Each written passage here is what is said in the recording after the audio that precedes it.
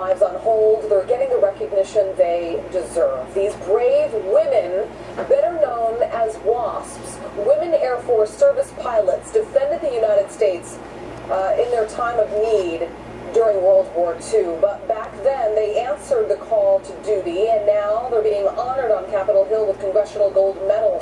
I'm joined now by Deanie Parrish, a World War II WASP and Associate Director of Wings Across America. And Congressman Pete Olson, he co-sponsored the bill to award the Congressional Gold Medals. Thank you very, very much to both of you. And Ms. Parrish, thank you so much. It's such an honor to talk to you. You are truly a hero, and you're finally being paid due 60 years later, but you say the medal really doesn't mean much to you. What does it mean to you? It means educating America. As you probably know, when we were disbanded, all of our records were sealed.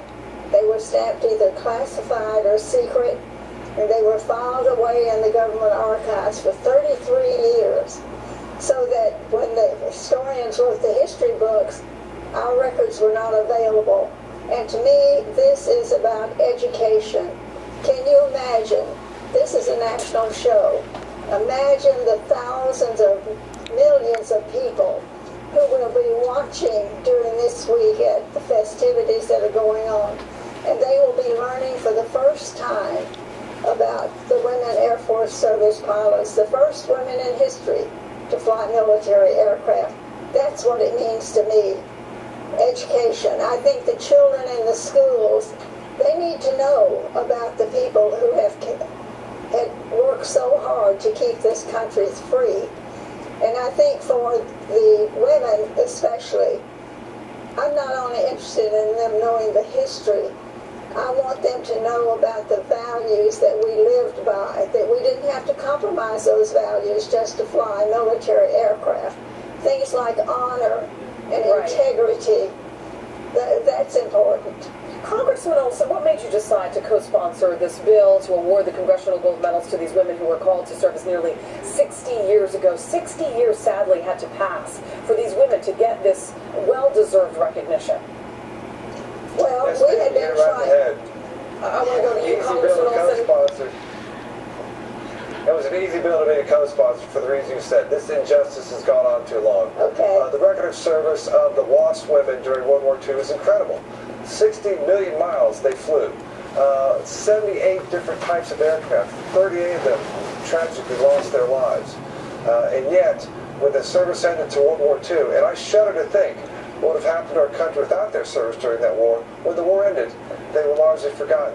That's the injustice. We need to honor them, and I hope these congressional medals go a long way to tell these women how much we appreciate their service to our country.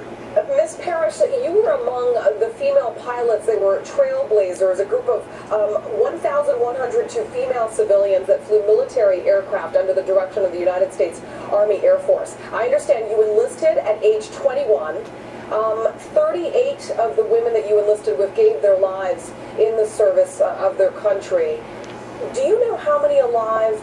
How many are alive today? How many remain alive today that are alive to see the honor being bestowed to them that they so much deserved? There are fewer than 300 of us left. Wow! And the pictures. We lose a lot. Oh, at least one a month or more. And so it couldn't come any sooner, truly. And the pictures that you've shown us, the pictures that we've been showing everyone, are pictures that came from you. If we could can you see these pictures in the studio where you are? Uh-huh. Okay, can you point yourself out? Tell us where you are in these pictures. She's not in that picture. Okay, I'm watching. I think I saw one earlier with a lady pilot bending over with a parachute on. And tell us what we're looking at right now. That looks like maybe, I'm not sure. These I recognize. These are our what we call our zoot suits. When we went into training, we didn't have uniforms, of course. We had men's coveralls, used coveralls, smallest size, 44 long. So I'm in that picture. I am the second one on the bottom row from the right. That was a picture that was made down at Tyndall Air Force Base. I was there as a B-26 Martin Marauder air-to-air tow target pilot. My job was to fly a tow target aircraft with 4 crew members. And when we would get up to altitude out over the Gulf of Mexico, we would let out, the tow operator would let out this sleeve target behind the airplane. And a B-24, which is a 4-engine aircraft, would fly by with their 7 turrets, and the gunners in those turrets would shoot live ammunition with color-coded bullets at that target. When we finished that mission, we would drop the target at a designated place, and because of the color-coded bullets, the instructors could then determine which gunners were accurate. Well, but that's what I did. Deanie Parrish, we really appreciate you coming on and sharing these stories, and these amazing pictures are truly incredible. Thank you very much. Also, Congressman Olson, we appreciate you coming on too.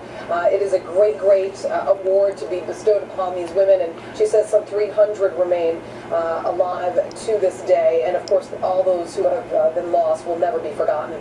Thank you very much for your service to this country. Thank you. Yes, ma'am. They've earned it. They sure have. All right. Great. Can I just tell you that it was both an honor and a privilege to serve our country during some of the darkest days of World War II. And it is an honor to have you on our